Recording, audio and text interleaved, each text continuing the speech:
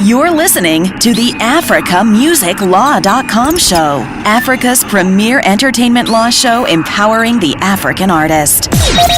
And now, your host, attorney, speaker, visionary, game changer, Ms. Oduok.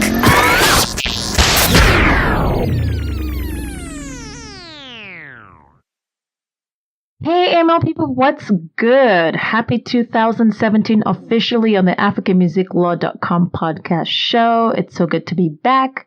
I'm excited. And of course, it's your one and only certified game changer, Miss Oduok. Welcome to the 90th episode of the AfricanMusicLaw.com show. For new listeners, if you're just joining us for the first time, my name is Oduok. I go by Miss Oduok for short. I'm a fashion and entertainment lawyer with the law firm of AB2 Law Group PC, located in California, USA. The African Music Law Show is a show that is about the business of empowering the African artists and the creative industry at large here in the US and across the African continent. Our execution is pretty simple. We take on the latest in celebrity legal drama, music business, and industry news, and we provide legal and business commentary and analysis on hot topics in pop culture that intersect and at times collides with the law.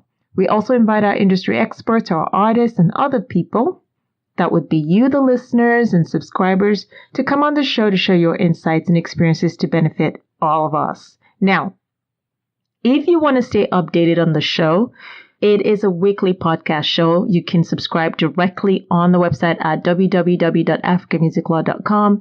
You can check us out on poddirectory.com. We're on Stitcher Radio, so if you have an Android, find us on Stitcher Radio, iPhone and iPad users. You can find us on iTunes. We're also on Google Play. Some episodes are also updated on YouTube.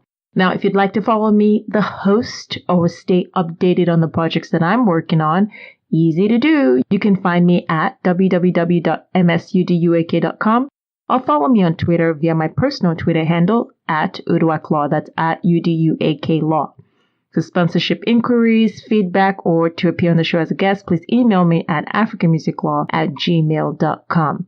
Welcome, everyone. It's so amazing again to be back. 90th episode, 10 episodes away from clocking 100. Can you believe that? That's amazing.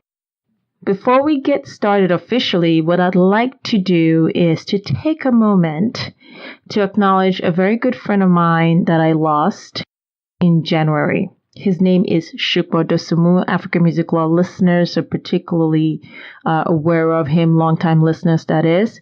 He was responsible for bringing the Banj and Don Jazzy to the United States on the very first live performances here in the United States. And during that time, I met him, and we've been friends ever since. He was a big listener of African Music Law podcast show.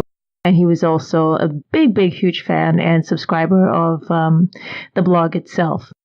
So if we could just take a moment of silence to just acknowledge him and his contributions to our industry, I would really appreciate it.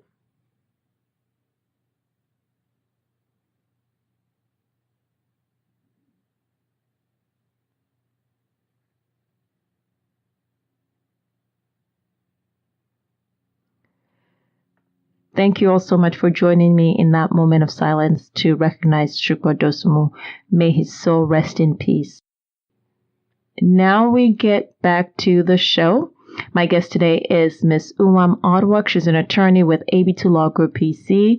Yes, that would be my firm. She's my business partner. She's been on this show numerous times. You will love her, and I can't think of kicking off 2017 for our first podcast show of the year without having her on to really set the tone for 2017 with us. This particular episode would take on celebrity divorce and family matters, specifically focusing on Tonto Dikeh's marital crisis and the recent Davido Paternity mess. We'll take a quick break. When we come back, you'll hear my interview with Miss Unwam Oduok, a family law and business law attorney with AB2 Law Group PC. We'll be right back.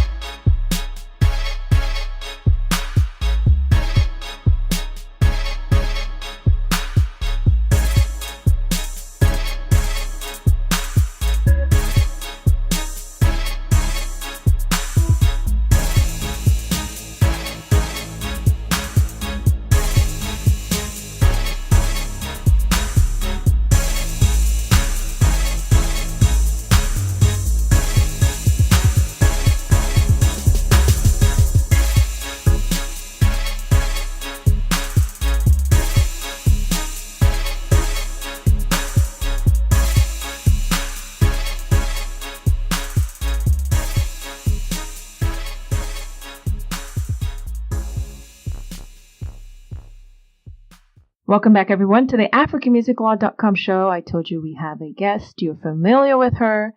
And this particular episode, we are focusing in on family law matters and specifically also custody and divorce cases. In this instance, we're looking at two specific areas. Actually, let me add paternity as well. Two specific areas, Tonto Dikeh and Davido. So, Miss Unwam, welcome to the show. Thank you for having me, Miss Oduok. It's good to have you on. How's your 2017 been so far? First quarter, what have you done and what's going on with you? Just living and exploring different opportunities and trying to get all my rows in order. How Ducks do you say that? in a row. Ducks in a row. Yeah. Okay. We appreciate you coming on to the show to talk to us about family law matters. Let's start off with Tonto Dikeh, and for the benefit of our audience, let me just give a quick summary of the facts of what's going on, and then I'll elicit the specific information. I'm curious on what you have to say. So for everyone, Tonto Dikeh is a Nollywood You're listening actress, to the AfricaMusicLaw.com show. usually very well liked, but however, for a long time had a bad girl image, if you will. In the industry, 2.5 years ago, she got married and it became this whole big thing. She said she was converted. Life has changed for her. And the couple had a child. Now, her husband is a guy by the name of Oladuni Olakunle Churchill, who's allegedly the nephew of the former president of Nigeria, Olusegun Obasanjo. Maybe about the last couple of months, we've seen something playing out on social media. And that is where Tonto Dikeh goes on social media and later on grants an interview where she alleges a long list of terrible things that her husband has done to her. She alleges ongoing domestic violence in the relationship. She alleges that her husband murdered her unborn child. She accuses him of 419 fraud, the type where you receive those letters that say, send me huge money to Nigeria and I'll help you become really rich. She accuses him of cheating and transmitting sexual transmitted diseases. She claims she was the actual breadwinner, but she would go on social media and pretend that he was to make him look good. I mean, the list goes on of what she says. She says he's a deadbeat father, essentially not making any attempt to see his son. He counters that. And then she claims at some point that she had to run to the Ghanaian embassy naked as a result of one of Churchill's domestic violence episodes against her. Finally, she claims that her husband is allegedly divorced from her. So she calls him an ex-husband. And again, long list of allegations, including that he was married before, never told her.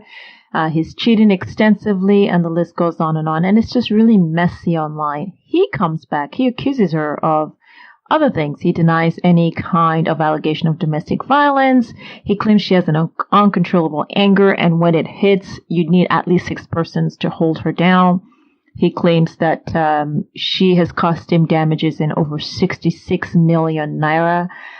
The Ghanaian police seems to substantiate his story. They claim that a few years ago, prior to them getting married, they were called to the scene of his home in Ghana, and she had actually destroyed property worth $20,000. The husband also claims that his wife, Dikeh, assaulted his mother, and the list goes on.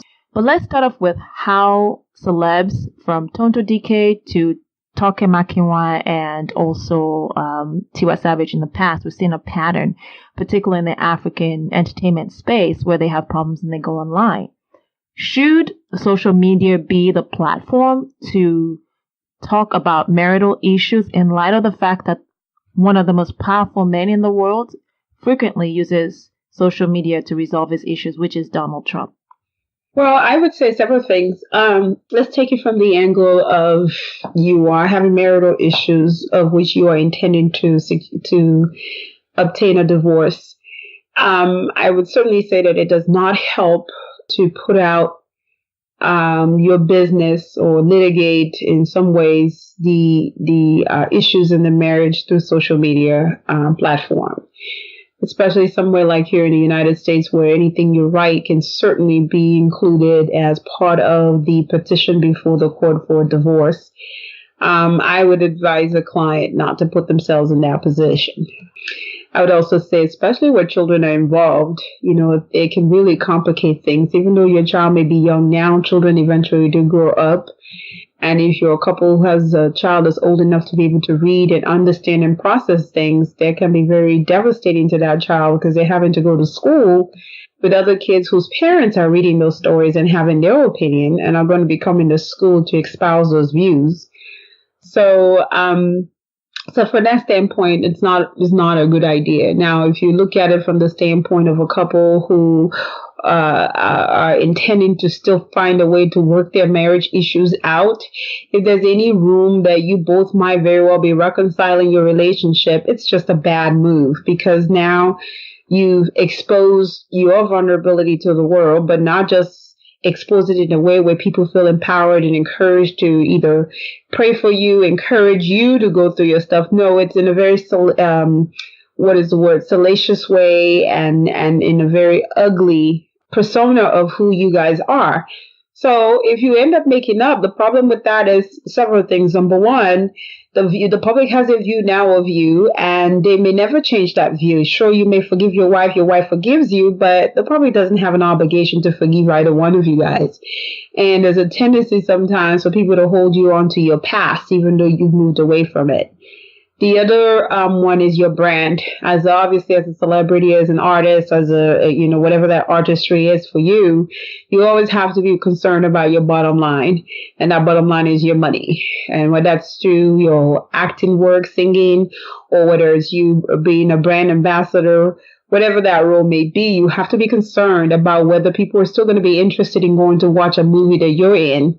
If they're going to be interested in looking at a product that you are the face for in advertisement. A different question, isn't there sometimes a place for social media depending on the environment or country? A lot of women, particularly in so-called third world countries, starting first with Nigeria in this case, since that's the country we're talking about, often say that there's no outlet. They can't talk to family per se. They can't talk to community members because everybody, or pastors even, because everybody will encourage them to go back into domestic violence situations, as in this case, as is alleged. So is there a point where Tonto Dikeh's statement that she is trying to empower women has strong credibility so that her outlet is online, social media with such a huge platform, because there's no real place to turn to? For me, I think the context really, really matters. So when you put out information You're listening in to the social media forum, which AfricaMusicLaw.com you know show. that once you put stuff out, it stays in that public forum forever. So in addition to it being locked in people's memories as well. So context really matters. So here you are still in the early stage of dealing with this, which you have informed everyone to be a very traumatic, if true, to be a very traumatic experience in your life. And somehow you have already gone through your grieving process, gone through your healing process for you to now, quote unquote, be able to empower other people. I'm not quite sure that there's evidence to suggest that she's gone through all those processes and now she's on that end of it. And clearly the way she writes her stuff indicates that she's not there yet. Because if you are there, then you don't follow up with, I understand there were subsequent interactions back and forth with her and her husband where she comes out with even more stuff. And the tone, the voice in which she's using to relay this information clearly suggests to me that she herself has not quite dealt with the traumatic effect of what she alleges happened in her marriage. So there is no such thing as empowering people when you are not through empowering yourself first.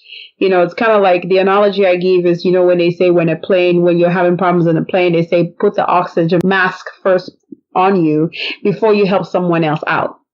So she needs to put her own oxygen mask to protect herself first before she's worried about protecting and empowering other women. Second of all, there are a lot now organizations in Nigeria and in other countries now that really address domestic violence issues whether that be physical, emotional, financial abuse. And so you can always go and take refuge with those kinds of organizations. You could seek the help of a counselor in organizations like that, or you can seek an individual counselor in private practice where you can make contact with them and get some help. I know in Nigeria, I'm sure there are a lot of people there, but one person I always see that appears on the TVC you view a lot is Praise. I don't really recall what his last name is, but I know he's on there. He says that's the kind of work he does. So you can always seek the help of people like that. You don't have to come on social media and put out all your business like that in a way that really, really, really tarnishes not just the image of the person that you're having the issue with, but also the future of your children that are going to have to look at the story down the road and be impacted by it. Okay, so that's one perspective talking about the women. I do believe, and there's evidence and statistics to back up that men also get abused in relationships, and often and overwhelmingly the rhetoric and discussion is about women being abused in relationships. So let's look at Churchill's perspective for a quick minute, focusing on the allegation of uncontrollable anger, destruction of properties like vandalism, in over $20,000 worth of vandalism, allegedly. Assuming if true, how do you suggest someone like that rebut allegations that he is this person who viciously beats his wife up, kills his unborn child? For men in such situation, where assuming their wives are not being truthful and they go on social media and share all that, how do you begin to even rebut that when your reputation is on the line as a man beater and a domestic violence abuser? What I would say is this. Number one, it is very important, and the general notion is that if somebody puts an image or something of you out there, you want to quickly, impulsively respond. I think, especially in the manner in which he responded, I think that's always a very bad idea. I think you get a good public relations firm to draft a very good PR response on your behalf. There's still a way to effectively refute and rebut all the things that she said without doing and taking the approach that he did. I certainly wouldn't advise any client to do that. I think that when you come to a social media platform to air out your laundry in the same manner she did, and going basically vengeance for vengeance, and now you want to, it's almost like, okay, you think you can damage my image? Well, let me show you what I can do. I'm going to put out so much crap about you so that everyone listening will either at a minimum will have doubts that what you're saying is true about me, or at best might think you and I are crazy. Well, those are not effective ways. Either way, those two ways are not effective in being able to refute anything. So I think the better way is oftentimes you need to hire somebody else, especially if you're a celebrity, one of a public figure. You need to hire someone who is in the business of managing crisis to draft the appropriate response on your behalf. That would be my suggestion. Okay, and I like how you said, you paint the picture as if you and I are crazy, or at a minimum, your credibility is questioned. So let's talk about craziness in a relationship, mental health. It's something we've talked about last year. Certainly, we spent a lot of time on that with respect to the T.Y. Savage and T-Bill's situation, which actually involved a mental health issue on T-Bill's part.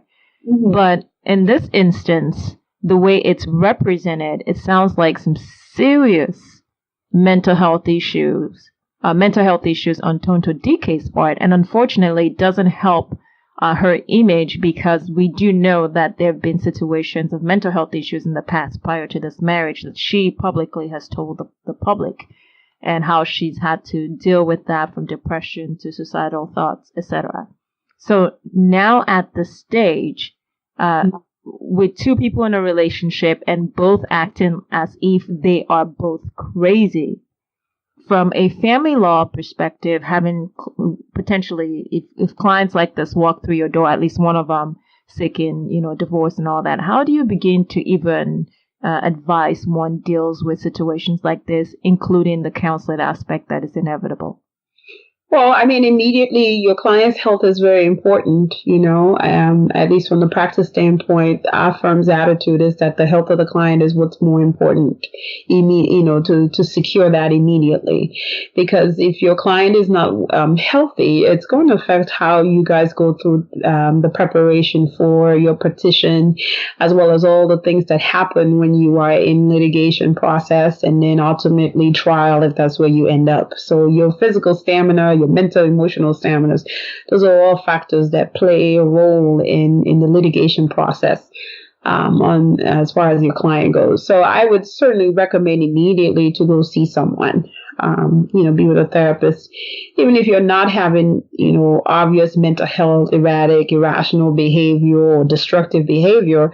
Just the idea that this is a marriage you believed in, you put all your resources into it and you gave it your all. And now here you are dealing with your marriage breaking down and looking at the reality that, you're not going to be able to continue with this person and have to get a divorce. That's traumatic in of itself. Of course, when you compound it with all these other issues, then whether it's abuse of any kind or destructive behavior or anger management problems, then you certainly need to recommend that that client gets some help. As far as, how do you advise the client? I mean, one of the things, like I said, when you put out this kinds of business, especially when you're going to eventually be moving into the custody stage, which is normally where, at least in our practice area, where it gets really contentious, where parties have a lot of asset that can be very contentious. Another part is custody. So when you're trying to fight over custody and arguing that you are the better fit parent to have this child, then that public behavior and that public display of things you've done sometimes can really get in the way of affecting you badly.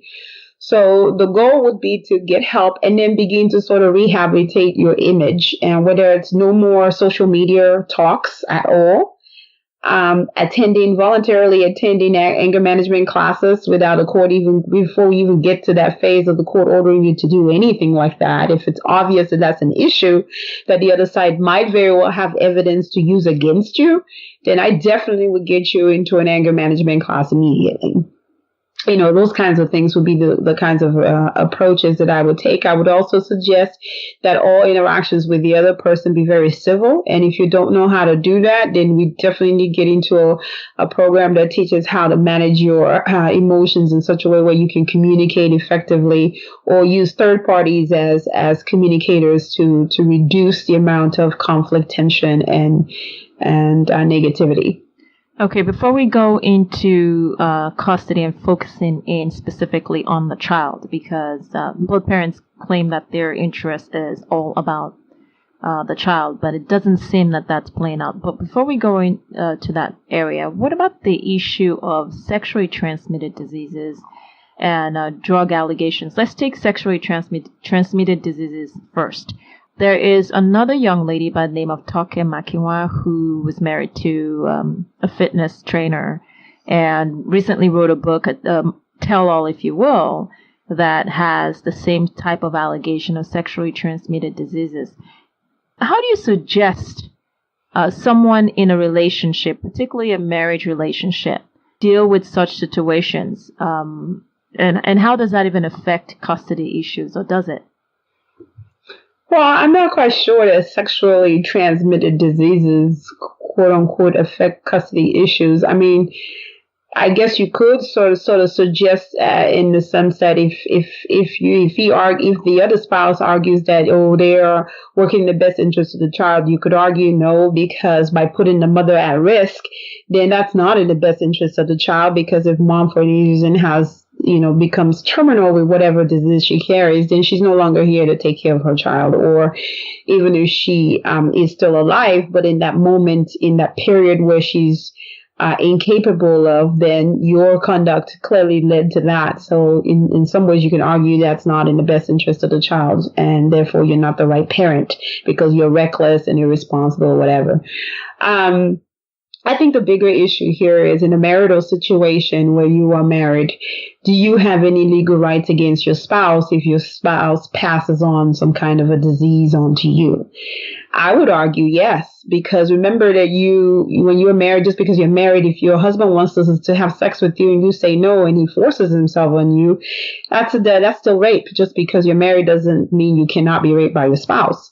So to that end, I would also say it's the same thing with sexually transmitted diseases. You cannot knowingly transmit a disease to someone that had you disclose that information to them, they would have said no.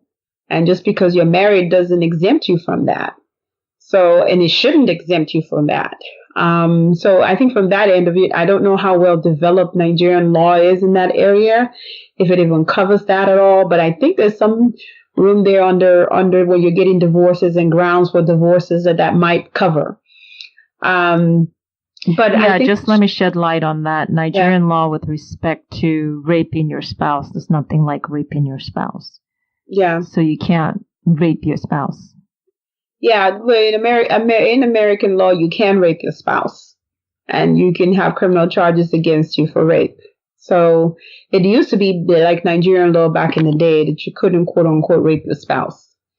But that's not the case.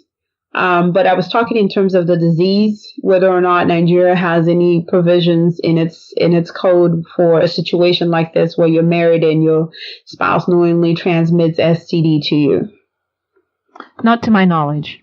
Yeah. So to me, I think that's more the bigger issue of really let's addressing that and perhaps having some legislative moves in that area, because women in particular stand at risk to get those things. And when you are a parent trying to take care of the future of your child, you really cannot be bombarded and overwhelmed with all those disease issues that could have easily been avoided by your spouse using some protection or by your spouse just not sleeping around. So that's more the angle I have for that. Yeah, and I would add to terrible PR to sort of substantiate your statement about how what you say, even when a spouse in the relationship takes the business to social media, because the husband Churchill grants an interview and he says, yes, I had STD, but I had it when I was in high school. And he doesn't even tell you what kind of STD, because depending on the STD, he may still be functionally carrying, the ability to transmit that or transfer that STD to her. So that's quite interesting there. Yeah, I'm not very well knowledgeable on in terms of the duration of the disease and how it transfers from one person to another and so forth. But what I do know is this much, and this is an advice I give to every woman out there in the same predicament. If you are fully aware that your spouse is cheating, make sure you protect yourself. You can definitely make sure that every time he touches you, he uses a condom. You could do that. You could also opt for outright not wanting to have sex with him. Because I don't think it's worth putting your life at risk because he chooses to be reckless and indifferent towards your health, your safety, and your happiness.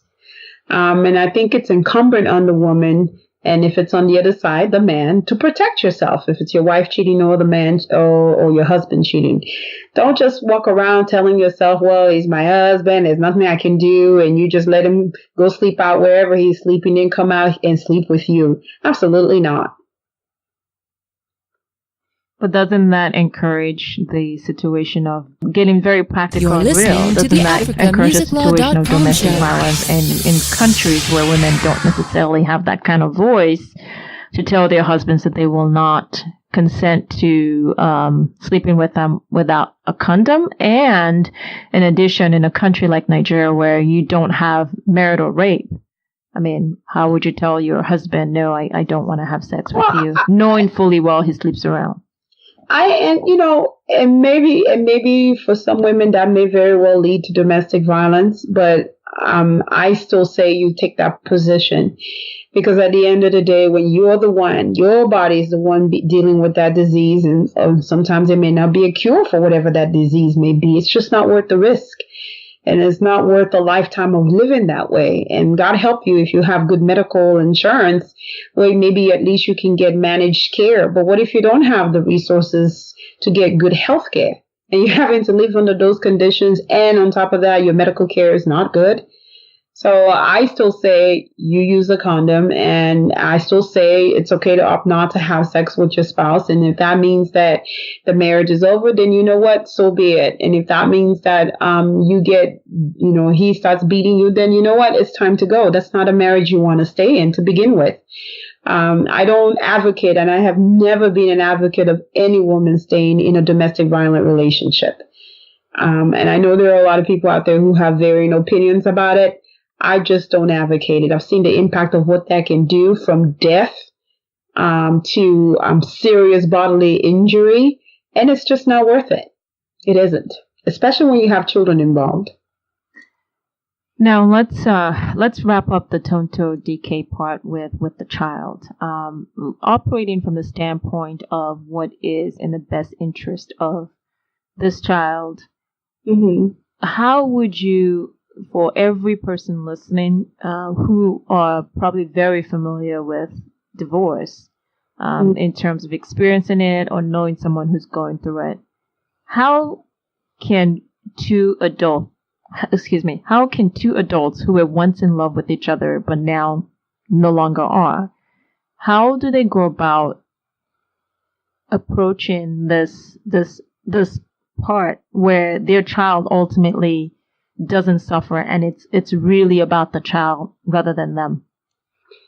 I think several things. You have to be an adult about it. I think you have to face the reality that, okay, we may not like each other, but we're both the byproducts, or this child is a byproduct of both of us. And therefore, if you love that child that much, then the way I recommend it and suggest is that your hate for this person cannot be more than your love for your child. I think, to me, that's ultimately what it comes down to. You've got to love that child far more than you hate the other parent. And if you're able to do that, if you're able to see that, then you will focus just on the child's needs. I think the other thing is important for those adults to be honest about the damage and the pain that they have suffered as a result of that marriage. Sometimes people are in denial about that. They don't take the time to tune in, to reflect, to get help, to sort through their pain, their anger, their anguish. So a lot of times you see a lot of projection. They project that towards the child. And by that I mean they use the child as the pawn and project that energy to the other parent by suggesting that they can't possibly be a good father or good mother to that child, right? They start fighting each other in that way.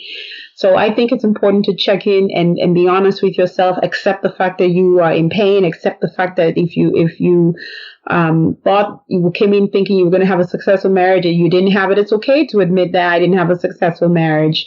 It's okay to go through all the raw emotions and feelings that one goes through when you are in any situation of which you feel that, wow, it didn't pan out after all that you put into it.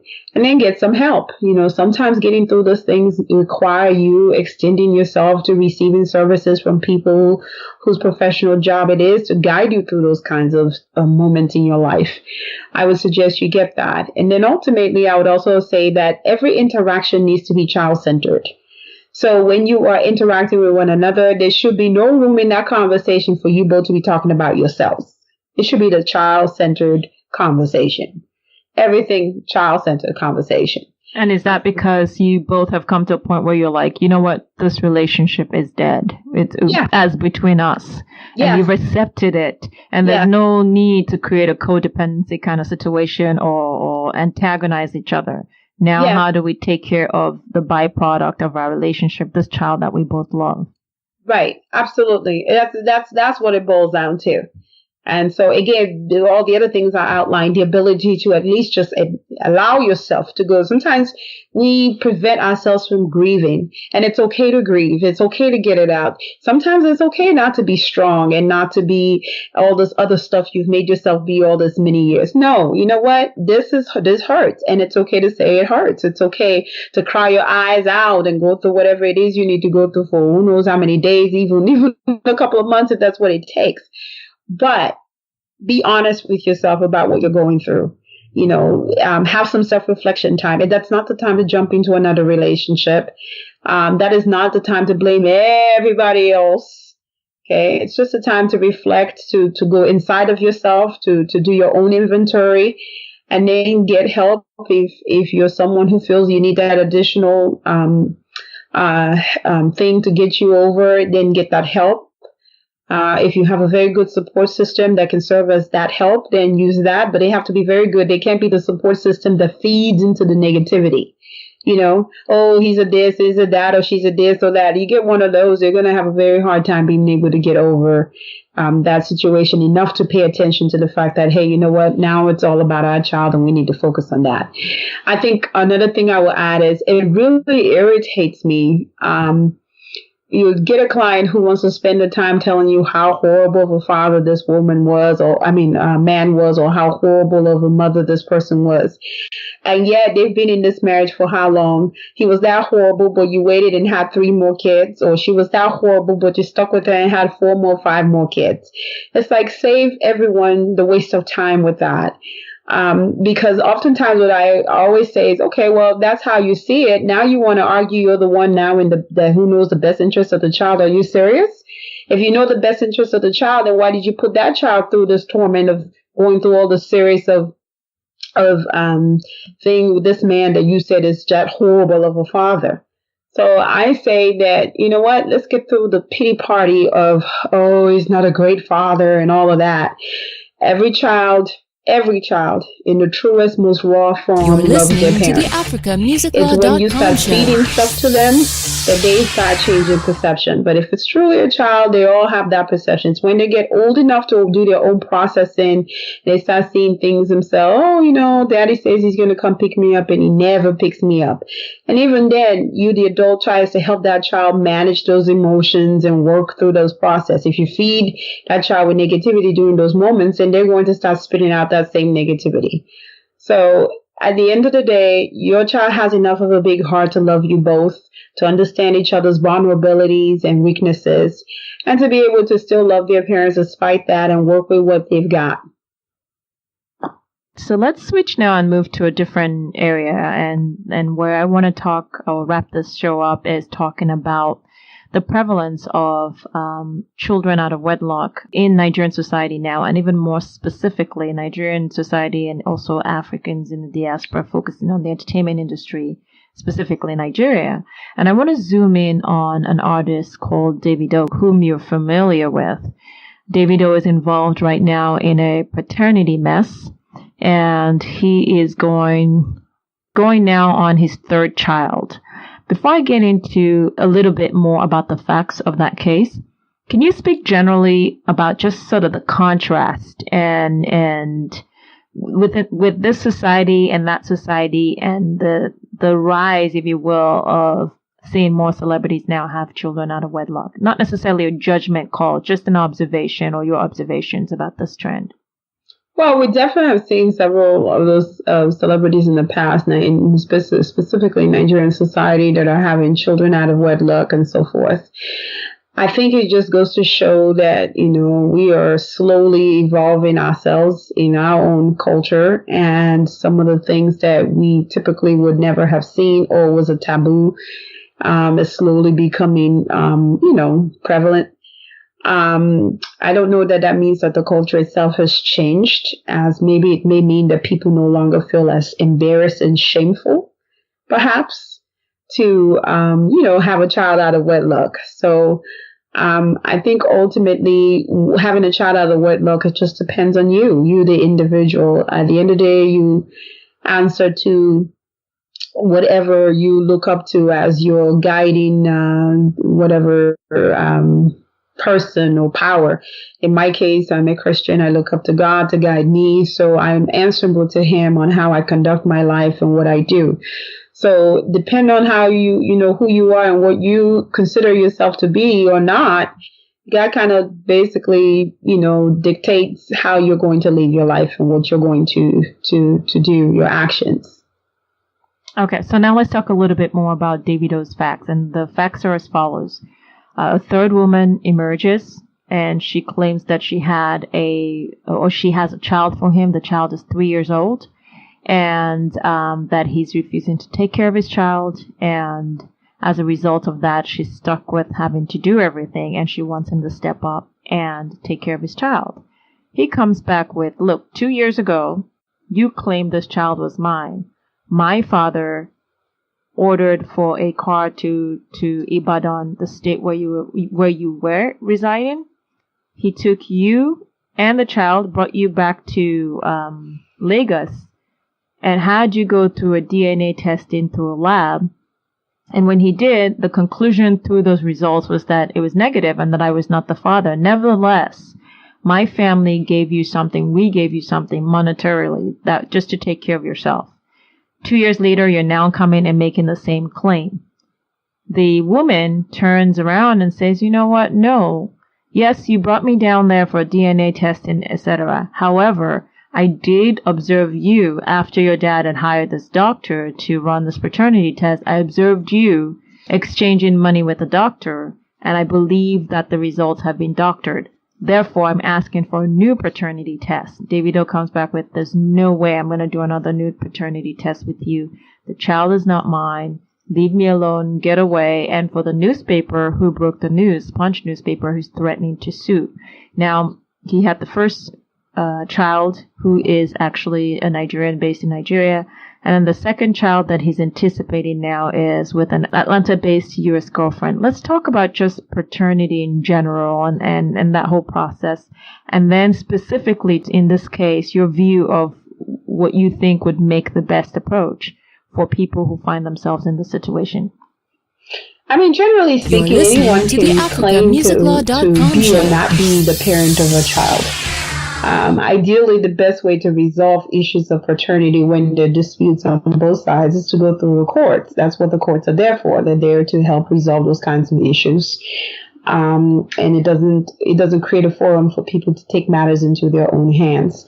So the best approach is Davido, or he may not do it, but she certainly can go ahead and put in a petition. In that petition, she can request for child support and request that the court conduct a DNA to truly confirm that Davido is the father of the child, because you're responsible for the child you father in a wedlock situation. So she has a right to request that. Now, if you do a DNA with someone that is not through the court system, you have to try and make, especially if you're in Nigeria, to make sure that you're going to a very neutral agency that has a reputation for conducting testing that cannot, you can't buy them to change or alter a result to fit what you want it to be. So it's important that you pay attention to that and research the reputation of that place and so forth. Otherwise, the most effective way is to go to court. Now, unless they're going to pay the court, which God willing they don't, but that should be the best place for you to be able to test paternity and get an accurate paternity results. You know what, that is such an important point to underscore, because often, particularly in the realm of African celebrities, whether in the diaspora or over on the continent, we're very hesitant generally as an African community to use the court systems. And so you find all those kinds of issues prevalent in the community, and yet you're just a stone throw from a courthouse. You're not far from a courthouse, and there are courts everywhere. So it gives the illusion that Africans are not civilized or even know what a courtroom looks like. So what do you think drives this huge stigma where instead of going through a court system to ask for a clear declaration of paternity and having that paternity test ordered, we take matters into our own hands and we want to sort it out, and it's this mess and it spills onto social media and it seems like a scandal when in fact it's just easy to walk into court and say, hey, can you let me know if I'm the father of this child or not? I think it's just generally how we do things. We are a culture that really has a lot of emphasis on conflict resolution in alternative ways other than the courtroom. So Nigeria is the opposite of America. Americans love to sue. They love to get in the courtroom. When they have a problem, they're in the courtroom. Well, Nigerians are the opposite. We utilize our elders to resolve issues. sometimes to our detriment, because elders may not be very knowledgeable in certain things to be resolving them, especially when you start involving things like domestic violence as well as mental health issues and so forth. So, we'll go there because that's pretty much how we're raised and cultured to do those kinds of things. And so I'm not quite sure that that's a bad thing. I do think it's just a matter of discernment, picking the right person to be that elder in your family issues that help you resolve your problems. Picking someone who's well-rounded, someone who's tuned into themselves, someone who also lives their lives in a healthy way, that they are in a position to be able to give healthy advice. So I think that if you're able to do that, that's fine. I just think that in situations like this where, paternity is an issue and it involves basically medical processing, it's probably better to go through the courts and have them run that through for you and just determine paternity. And that way there are no questions about the legitimacy or at least you minimize to a great extent the legitimacy of the test results. Okay, any final words you want to give to our community of listeners, all the entertainers, the celebs, the talents listening to you, and industry professionals who may not have their drama in the spotlight, but are certainly going through certain aspects of these types of situations in their private lives? Well, several things. Going back to Tonto's case, I was going to say that, especially when you're dealing with custody, it's important to note that, where there's issue of domestic violence, especially when that abuse has occurred in front of the child. In other words, that person has laid out abusive behaviors towards you in front of your child. At that point, when I say, I did say children love, both parents and, both parents working co-parenting, you definitely still want to work on co-parenting, but how the access that this person has to the child, that may need to be monitored because you don't want your child being subjected to unhealthy situations when they're with their father or their mother, whoever that person is that perpetrates that abuse. So examples like that, or where there's some physical threat of some sort by either parent to the child. Those might be situations where custody may either be denied or may be restricted and restricted with supervision, just to make sure that child's welfare is going to be okay. Overall, what I would say is artists are like everyone else out there. There's nothing different about them other than the fact that they have this unique talent that God has blessed them with, and they're able to use that talent to meet the needs of everyone else out there in the world and make good money off of it. So having said that, you, the artist yourself, must realize and not buy into this illusion that you're some type of a god, some kind of this awesome king that's sitting on, or queen that's sitting on this wonderful throne. You're a human being like everyone else, bleeding the same way, and you have your issues. It's very important that you pay attention to yourself. Don't get so caught up with your craft that you lose yourself in the process and you're not attending to your emotional, psychological, mental needs as well as physical needs. You should be eating healthy because you're in a profession that requires so much of you, so much strain, sometimes not a lot of sleep. So get some good exercise in, eat healthy, go through, your doctor should be able to give you good healthy, or just see a nutritionist to have an idea, especially if you're a singer, you got to maintain those vocals. Get some good nutrition in, pay attention to your psychological, emotional, and mental health. Deal with childhood trauma issues that you may have, that you may not have bothered to pay attention to, because eventually it'll bubble over at some point if it continues to remain unattended to. So you've got to address those things. I think because otherwise what ends up happening is when you don't pay attention to those things, you get so caught up in this illusion of yourself as something that you're not, and then trying to cater to everybody else's needs. Yeah, you're enjoying the money, but when that bubble comes over, you realize, wow, your brand gets messed up as a result of that. And that's always, I understand at the end of the day, your brand is tied up to your health. Whether it's your mental health, physical health, psychological health, emotional health, your brand is tied up to that. So if any one of those things are not in check, you're going to be putting slow dents and drips on your brand. And if you have a whole lot of them that's completely out of balance, then you're definitely going to destroy your brand. So that would be my feedback. Well, I just want to thank you so much for coming on the show. It was good to have you. It's 2017. We're not done. We're just getting started. And so I look forward to inviting you again for future talks on this very interesting issues that arise in the entertainment industry. Thank you again for your time. Thank you.